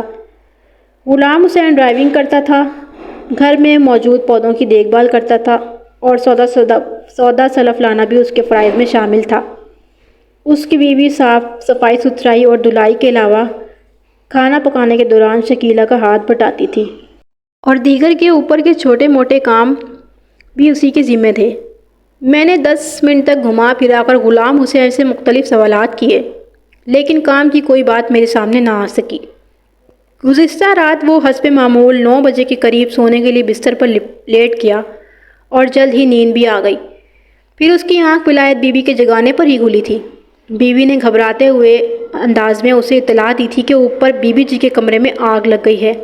اس کے بعد ہی وہ دونوں مل کر نادر خان کو جگانے گئے تھے، اور آخرکار وہ تینوں زینے کے راستے گھر کی بلائی منزل پر جا پہنچے تھے۔ غلام حسین کے بیان میں ایسی کوئی خاص بات نہیں تھی جو مجھے پہلے معلوم نہ ہو، لہٰذا میں نے اسے فارغ کر دیا۔ اب ولایت بی بی کی باری تھی۔ میں نے اس کی جانب متوجہ ہو گیا۔ ولایت بی بی کی عمر اندازاً میں نے 35 سال کے قریب لگایا۔ وہ گہرے سانولے رنگ کی ایک پستہ کامت عورت تھی۔ اس کے ہاتھ بہت چھوٹے چھوٹے اور پلپلے سے تھے۔ آنکھوں میں بڑی تیزی اور ترازی پائی جاتی تھی۔ اس کے بالوں کو دیکھتے ہی مجھے اندازہ ہو گیا کہ وہ وقت سے پہلے سفید ہو جانے والے سر کو اس نے خضاب کے پردے میں چھپا رکھا ہے۔ غلام حسین کسی کام سے اٹھ کر چلا گیا۔ میں نے ولایت بی بی کا انٹرویو شروع کر دیا۔ تم لوگوں کو اس گھر میں کام کرتے ہوئے کتنا عرصہ ہوا ہے؟ اس گھر میں آئے ہوئے بھی تھوڑے دن ہی ہوئے ہیں، ولایت بی بی نے جواب دیا۔ پہلے ہم ماڈل کالونی والے گھر میں رہتے تھے۔ قادر خان کے پاس ملازم ہوئے ہمیں کوئی 5 سال ہو گئے ہیں۔ مجھے پتہ چلا ہے قادر خان نے دوسری شادی کر رکھی ہے، میں نے کریدنے والے انداز میں کہا۔ نادر نے مجھے بتایا تھا کہ شکیلہ اس کی سوتیلی ماں ہے۔ کیا نادر خان کی سگی ماں بھی زندہ ہے؟ نہیں جناب، اس نے نفی میں گردن ہلاتے ہوئے جواب دیا۔ نادر خان کی سگی ماں کا نام صابرہ بیگم تھا۔ جب ہم ماڈل کالونی والے گھر میں تھے تو اس کا انتقال ہو گیا تھا۔ یہ کوئی 3-3.5 سال پہلے کی بات ہے۔ وہ لمحہ بھر کر رکی، پھر افسوسناک انداز میں اضافہ کرتے ہوئے بتایا، بیچاری بہت اچھی عورت تھی۔ آخری دنوں میں اس کا دماغ ٹھکانے پر نہیں رہا تھا، ہر وقت پاگلوں کی طرح ادھر ادھر گھومتی رہتی تھی۔ پھر ایک روز مکان کی چھت سے نیچے گر گئی اور وہیں فرش پر پڑے پڑے اس نے جان دے دی۔ آہ، کتنی حسرت ناک موت ہوئی تھی اس کی بھی۔ ولایت بی بی ایک دم افسردہ ہو گئی۔ مجھے یہ سمجھنے میں دیر نہ لگی کہ وہ مرحومہ صابرہ بیگم سے گہری جذباتی وابستگی رکھتی تھی۔ ولایت بی بی کی زبانی جو حالات میرے علم میں آ رہے ہیں وہ خاصے دلچسپ اور انکشاف انگیز تھے۔ میں نے سوالات کا سلسلہ جاری رکھتے ہوئے پوچھا، کیا قادر خان نے صابرہ بیگم کی زندگی میں ہی دوسری شادی کر لی تھی؟ جواب دینے سے پہلے اس نے لمحہ بھر سوچا، پھر بولی، میرا تو خیال ہے صاحب جی نے بڑی بیوی کی موت سے پہلے ہی چھوٹی بیوی سے شادی کر رکھی تھی، لیکن چھوٹی بیوی جی ہمارے گھر میں بڑی بیوی جی کی موت کے بعد ہی آئی ہیں۔ اوہ، میں نے چونک کر اس کی طرف دیکھا، پھر نہایت ہی رازدارانہ انداز میں استفسار کیا، اگر میں غلطی نہیں کر رہا تو میرے خیال میں صابرہ بیگم کو اپنے شوہر کی دوسری شادی کا علم ہو گیا تھا شاید، اور اس کی دماغی صحت بھی اسی سبب خراب ہوئی تھی۔ جی میرا بھی یہی خیال ہے، اس نے چونکنا نظر سے بستر پر سوئی ہوئی شکیلہ کی طرف دیکھنے کے بعد کہا۔ میں نے پوچھا، اس کا مطلب ہے قادر خان نے اپنی دوسری شادی کو خفیہ رکھنے کی کوشش کی تھی؟ ایسا اکثر دیکھنے میں آیا ہے کہ مرد چھپ کر دوسری شادی کر لیتے ہیں اور اس شادی کو ایک راز کی طرح رکھنے کی کوشش کرتے ہیں، لیکن جب یہ راز افشا ہوتا ہے تو بڑی تباہی مچتی ہے۔ مجھے یہاں ایسا ہی کچھ نظر آ رہا تھا۔ حالات سے تو یہی اندازہ ہوتا ہے، اس نے گول مول جواب دیا۔ میں نے اس کی آنکھوں میں دیکھتے ہوئے سوال کیا، نادر خان نے مجھے بتایا ہے وہ صرف 2 بہن بھائی ہیں، فردوس اس سے بڑی ہے جس کی شادی ہو چکی ہے اور وہ اپنے شوہر اور بچوں کے ساتھ ادھر محلہ اسلام پورہ میں رہتی ہے، جبکہ غیر شادی شدہ نادر خان اپنے باپ کے ساتھ اسی کوٹھی میں رہ رہا ہے۔ ذرا سوچ کر بتاؤ۔ میں نے سانس لینے کے لیے متوقف ہوا، پھر اضافہ کرتے ہوئے کہا، نادر خان اور فردوس نے قادر خان کی دوسری شادی پر کیا رد عمل ظاہر کیا تھا؟ آتش زدگی والے اس پراسرار واقعے نے میرے ذہن میں کتبد مچا رکھی تھی اور ایک سوچ رفتہ رفتہ پختگی اختیار کرتی جا رہی تھی کہ یہ واقعہ کسی گہری سازش کا نتیجہ ہے۔ اس نامعلوم سازش اور سازش کو بے نقاب کرنے کے لیے اس خاندان کے پس منظر سے آگاہی نہایت ضروری تھی۔ میں ولایت بی بی کو اسی سلسلے میں دھیرے دھیرے کورید رہا تھا۔ وہ ٹھہرے ہوئے مگر دھیمے ہوئے لہجے میں بولی، فردوس کی شادی کو 7 سال سے زیادہ ہو گئے ہیں، اب تو ماشاءاللہ اس کے 3 بچے ہیں۔ اس نے جب سنا کہ صابرہ بیگم کے انتقال کے بعد باپ ان کے لیے سوتیلی ماں لے آیا ہے تو وہ بہت چیخی چلائی تھی۔ اس کے خاوند نے بھی اپنی سسر کے اس عمل پر شدید احتجاج کیا تھا۔ فردوس گھر پر آ کر نہ صرف یہ قادر خان سے خوب لڑی تھی بلکہ اس نے چھوٹی بیوی جی کو بھی کھری کھری سنا ڈالی تھی۔ باپ اپنی نئی نویلی دلہن کی بے عزتی برداشت نہ کر سکا اور جواب میں فردوس کو خوب ڈانٹ پلائی، جس کے نتیجے میں فردوس ناراض ہو کر اپنے گھر چلی گئی۔ وہ لمحہ بھر کو سانس لینے کے لیے تھمی اور اپنی بات کو مکمل کرتے ہوئے کہا، وقت ہر زخم کا مرہم ہے تھانے دار صاحب۔ آہستہ آہستہ یہاں کے حالات ٹھیک ہو گئے۔ کچھ عرصے کے بعد باپ نے جا کر بیٹی کو منا لیا اور فردوس بی بی راضی بھی ہو گئی۔ اس کی سگی ماں تو باقی نہیں رہی تھی، سوچا ہوگا باپ بھی کہیں سے ہاتھوں سے نہ نکل جائے، لہٰذا صلح صفائی کر لی جائے۔ وہ تو ٹھیک ہے، میں نے ولایت بی بی کی خاموش ہونے پر کہا، لیکن تم نے نادر خان کے رویے کے بارے میں کچھ نہیں بتایا۔ وہ رفتہ رفتہ مجھے بڑی اہم معلومات فراہم کر رہی تھی، مگر میں نے ایک خاص طور پر محسوس کی تھی کہ اس کا انداز احتیاط لیے ہوئے تھا۔ وہ بات کرنے کے دوران کنکھیوں سے شکیلہ کی طرف بھی دیکھ لیتی تھی، جیسے خدشہ ہو کہ وہ اس کی باتیں نہ سن لے، اور کبھی وہ باہر کی جانب بھی دیکھ لیتی جدھر اس کا شوہر غلام حسین گیا تھا۔ میں ولایت بی بی کی نفسیات کو اچھی طرح سمجھ گیا تھا۔ وہ شکیلہ کو اپنی مالکان تو سمجھتی تھی لیکن اس سے خوفزدہ بھی دکھائی دیتی تھی۔ میں اس کی طرف منتظر نگاہ سے دیکھ رہا تھا۔ وہ میرا سوال کا جواب دیتے ہوئے بولی، نادر خان بھی شروع میں بہت ویلا مچا تھا لیکن پھر ٹھنڈا ہو گیا۔ یہی محسوس ہوتا تھا چھوٹی بی بی نے اس پر کوئی جادو شادو کر دیا ہو۔ جادو؟ میں نے چونک کر اس کی طرف دیکھا۔ تھانے دار صاحب، اس نے چوکنہ نظر سے سوئی ہوئی شکیلہ کی طرف دیکھا اور پھر آواز دبا کر بولی، چھوٹی بی بی جی بہت تیز اور ہنر والی ہیں، مردوں کو رام کرنا ان کے الٹے ہاتھ کا کھیل ہے۔ وہ بولتے بولتے رک گئی، پھر منت ریز لہجے میں مجھ سے کہا، دیکھیں جی تھانے دار صاحب، آپ یہ باتیں کسی کو نہیں بتائیں گے۔ اگر بی بی جی کو پتہ چل گیا کہ میں نے ان کے بارے میں آپ کو بتایا ہے تو وہ مجھے زندہ ہی زمین میں دبا دیں گی۔ بات ختم کرنے کے بعد وہ سراسیمہ نظر سے مجھے دیکھنے لگی۔ میں نے اب ایک فیصلے پر پہنچنے کے بعد کہا، ولایت بی بی تم ذرا کمرے سے باہر آؤ۔ جی؟ وہ حیرت سے میری جانب دیکھنے لگی۔ میں نے کہا، تم باہر آؤ پھر بتاتا ہوں۔ میرے لہجے میں کچھ ایسا تحکم اور مضبوطی تھی کہ وہ زبان سے ایک لفظ نکالے بغیر کسی کرسی سے اٹھی اور کمرے سے باہر نکل آئی۔ میں نے بڑی سرعت سے کمرے کا دروازہ بند کر دیا اور خالی کرسی کی جانب اشارہ کرتے ہوئے کہا، غلام حسین تھوڑی دیر پہلے اسی کرسی سے اٹھ کر گیا تھا۔ ادھر بیٹھ جاؤ اور بے فکر ہو کر مجھے ساری بات بتا دو۔ تم بہت کام کی باتیں کرتی ہو۔ وہ جی، اگر بی بی اٹھ گئی تو کچھ نہیں ہوگا، میں نے حتمی لہجے میں کہا، اور اس کے جاگنے کی کوئی امید نظر نہیں آ رہی، اور بفرض محال اس کی آنکھ کھل بھی گئی تو ظاہر ہے وہ تمہیں یا کسی اور کو آواز دے گی تو تم آواز کی لپک سن کر کمرے کے اندر پہنچ جانا۔ میں لمحہ بھر کو رکا، پھر اپنی بات کو آگے بڑھاتے ہوئے کہا، میں محسوس کر رہا ہوں تم شکیلہ کے حوالے سے کوئی نہایت ہی اہم بات مجھے بتانے والی ہو، اور تمہیں یہ دھڑکا بھی لگا ہوا ہے کہ کہیں وہ تمہاری بات نہ سن لے۔ اب یہاں اطمینان سے بیٹھ کر میرے تمام سوالوں کے جوابات دو۔ اس نے ہراساں انداز میں باہر کی جانب دیکھتے ہوئے کہا، اگر نادر خان نے مجھے یہاں بیٹھے دیکھ لیا تو ناراض ہو جائے گا۔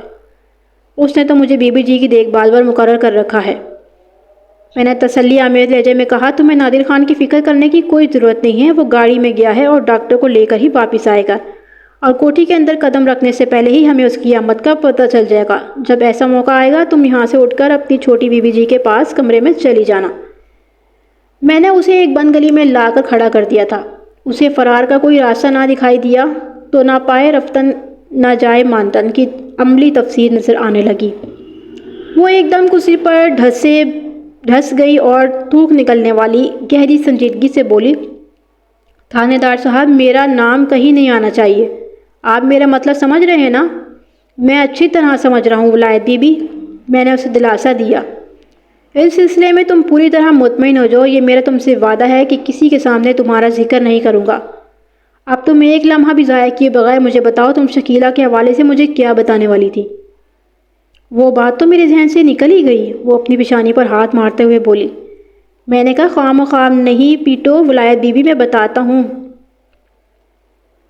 تم مجھے کیا بتانے جا رہی تھی؟ پھر میں نے لمحاتی توقف کے بعد اس کے الفاظ دہرائے۔ چھوٹی بی بی جی بہت تیز اور ہنر والی ہیں، مردوں کو رام کرنا ان کے الٹے ہاتھ کا کھیل ہے۔ پھر میں نے اس تناظر میں اس سے استفسار کیا، ولایت بی بی، پہلے تم نے کہا کہ شکیلہ نے نادر خان پر کوئی جادو کر کے اس کی زبان بند کر دی تھی، پھر تم نے اسے بڑی تیز اور ہنر والی بتایا، اور آخر میں یہ ذکر بھی کیا کہ وہ مردوں کو بڑی آسانی سے رام کر لیتی ہے۔ میں محسوس کر رہا ہوں تمہاری ان باتوں کے پیچھے کوئی بہت ہی پراسرار کہانی چھپی ہے۔ بتاؤ، کیا میں غلط کہہ رہا ہوں؟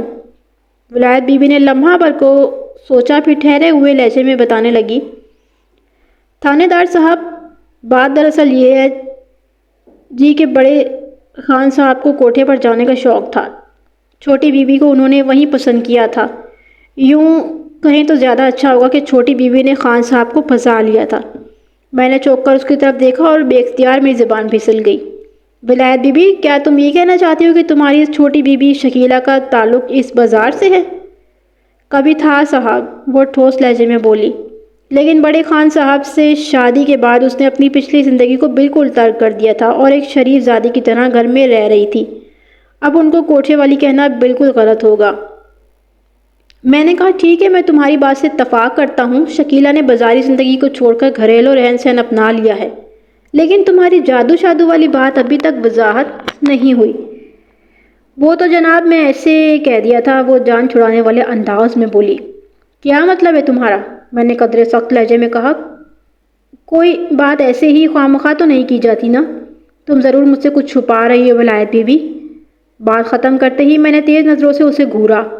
وہ گھبرا گئی اور جلدی سے بولی، آپ مجھ پر شک نہ کریں تھانے دار صاحب، میرے کہنے کا مقصد یہ تھا کہ بڑے خان صاحب چھوٹی بیوی جی کی اداؤں پر ریچھ گئے تھے۔ اسے مردوں کے دل کو قابو کرنا آتا ہے۔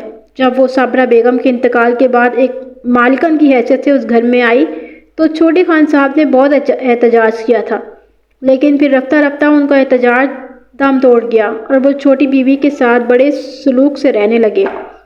اس سے میں نے یہ اندازہ لگایا کہ چھوٹی بیوی نے اپنی اداؤں اور ہنر سے چھوٹے خان صاحب کو بھی مٹھی میں لے لیا تھا، ورنہ فردوس بی بی تو ایک طویل عرصے سے بڑے خان صاحب سے روٹھی رہی تھی، حتیٰ کہ خان صاحب کو خود اس کے پاس جا کر اسے منانا پڑا تھا۔ وہ رک کر اپنی سانس ہموار کرنے لگی، پھر کہا، بس جی اتنی سی بات ہے۔ وہ اتنی سی بات کہہ کر خاموش ہوئی تو پھر میں گہری سوچ میں ڈوب گیا۔ یا تو وہ سمجھ نہیں پا رہی تھی کہ مجھ پر کس طرح اپنی بات واضح کرے، یا پھر وہ دانستہ مجھ سے کچھ چھپانا چاہ رہی تھی۔ بہرحال اس نے شکیلہ اور نادر خان کے حوالے سے مجھے جو کچھ بتایا تھا میں نے اسے اپنے ذہن میں محفوظ کر لیا۔ میرے لیے بس اتنا اشارہ کافی تھا، باقی میں نادر خان کو کریٹ کر رہی صحیح کسر پوری کر لیتا۔ اسی لمحے باہر کسی کے قدموں کی مخصوص آواز ابھری۔ میرے اندازے کے مطابق وہ غلام حسین کے سوا اور کوئی نہیں ہو سکتا تھا۔ اسی دوران کمرے کے اندر کسی خاص قسم کی آواز پیدا نہیں ہوئی تھی، جس کا واضح مطلب یہی تھا کہ شکیلہ ہنوز گہری بے ہوشی جیسی نیند میں ڈوبی ہوئی تھی۔ قدموں کی چاہت ولایت بی بی نے بھی سن لی تھی۔ وہ کرسی سے اٹھتے ہوئے بولی، اس کے بول میرے اندازے کے تصدیق میں تھے، لگتا ہے غلام حسین واپس آ گیا ہے۔ میں نے اس بات میں گردن ہلاتے ہوئے مشورہ دینے والے انداز میں کہا، تم شکیلہ والے کمرے کا دروازہ کھول کر اندر چلی جاؤ۔ اس نے پلک جھپکتے میں میرے حکم کی تعمیل کی اور پھر ہم ایک مرتبہ پھر پہلے والی پوزیشن میں آ گئے۔ جب غلام حسین ہمارے قریب پہنچا تو میں ولایت بی بی سے پوچھ رہا تھا، وہ باتھ روم کے دروازے کو باہر سے کنڈی لگنے والا معاملہ کیا تھا؟ تھانے دار صاحب، وہ بڑے نارمل انداز میں مخاطب ہوتے ہوئے بولی، سونے سے پہلے رات کو میں نے چائے پی تھی، لہٰذا پیشاب کی گرد سے مجھے نیند میں سے اٹھنا پڑا۔ میں اپنے باتھ روم سے فارغ ہو کر نکلی اور ابھی بستر پر جا کر لیٹی ہی تھی کہ چھوٹی بیوی کی تیز چیختی ہوئی آواز سنائی دی۔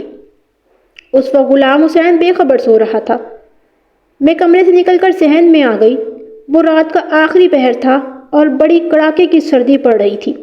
میری سمجھ میں نہیں آ رہا تھا بی بی جی کو کیا ہو گیا ہے۔ میں صحن میں کھڑی اپنے ذہن کو الجھا رہی تھی کہ بی بی جی کی آواز دوبارہ سنائی دی۔ وہ کسی نامراد کو کوس رہی تھی جس نے ان کے باتھ روم کے دروازے کو باہر سے کنڈی لگاتی تھی۔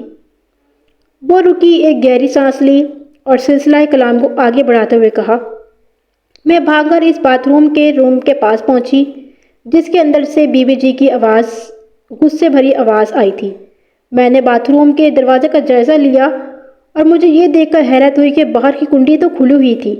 پھر بی بی جی کو ایسا کیوں لگا کہ کسی نے دروازے کو باہر سے کنڈی لگا دی ہے؟ میں نے انہیں بتایا کہ کنڈی تو کھلی ہے۔ انہوں نے برہمی سے کہا، پھر یہ بدبخت کھل کیوں نہیں رہا؟ میں نے انہیں مشورہ دیا کہ وہ دروازے کے پیچھے سے ہٹ جائیں، میں باہر سے دھکا مارتی ہوں۔ وہ ایک طرف ہٹتے ہوئے اندر سے بولی، لو مارو دھکا۔ میں نے دھکا مارا اور دروازہ کھل گیا۔ وہ بڑبڑاتے ہوئے باہر نکلی اور سیڑھیاں چڑھ کر اوپر والی منزل کی طرف چلی گئی۔ یہاں تک بتانے کے بعد وہ لمحے بھر کے لیے متوقف ہوئی، پھر اضافہ کرتے ہوئے کہا، میں اپنے کمرے میں آ کر بستر پہ لیٹی ہی تھی کہ ایک مرتبہ پھر ان کے چلانے کی آواز سنائی دی۔ ایک بار وہ آگ آگ پکار رہی تھی۔ اس کے بعد ولایت بی بی نے مجھے بتایا کہ اس نے کس طرح اپنے خاوند کو جگایا۔ پھر وہ اس کا خاوند غلام حسین سیدھے نادر خان کے پاس پہنچے، اسے سوتے میں سے جگایا اور اطلاع دی کہ اوپر والی منزل میں آگ لگ گئی ہے۔ وہ تینوں دیکھتے ہی دیکھتے بالائی منزل پر پہنچے اور آگ بجھانے کی کوششیں میں مصروف ہو گئے۔ یہ الگ بات کہ ان کی اس کوشش سے پہلے ہی آگ نے اپنا کام کر دکھایا تھا۔ ولایت بی بی اپنا بیان مکمل کر کے خاموش ہوئی تو غلام حسین نے اس کی بیان کردہ باتوں پر پرزور تائید کر دی۔ ان میں بہت ساری باتیں مجھے پہلے ہی نادر خان کی زبانی معلوم ہو چکی تھیں۔ گویا سلسلہ تفتیش کو زیادہ آگے نہیں بڑھ سکا تھا۔ میں چند لمحات تک غور و فکر کرتا رہا، پھر ولایت بی بی سے استفسار کیا، کیا تمہیں معلوم ہے شکیلہ باتھ روم جانے کے لیے کب اوپر آئی تھی؟ نہیں جی، میں اس بارے میں کچھ بھی نہیں جانتی۔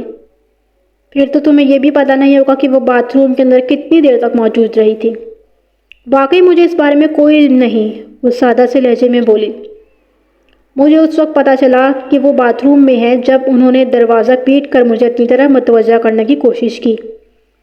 وہ سانس درست کرنے کے لیے رکی، پھر اضافہ کرتے ہوئے کہا، ہمارا باتھ روم اور بی بی جی والا باتھ روم ایسے زاویے پر واقع ہیں کہ ایک باتھ روم کے پاس کھڑے ہو کر دوسرا باتھ روم دکھائی نہیں دیتا، ورنہ جس وقت میں اپنے باتھ روم میں جا رہی تھی تو مجھے بی بی جی کے باتھ روم کا بند دروازہ اور اندر جلتی ہوئی لائٹ کو دیکھ کر پتہ چل جاتا کہ اس باتھ روم میں کوئی موجود ہے۔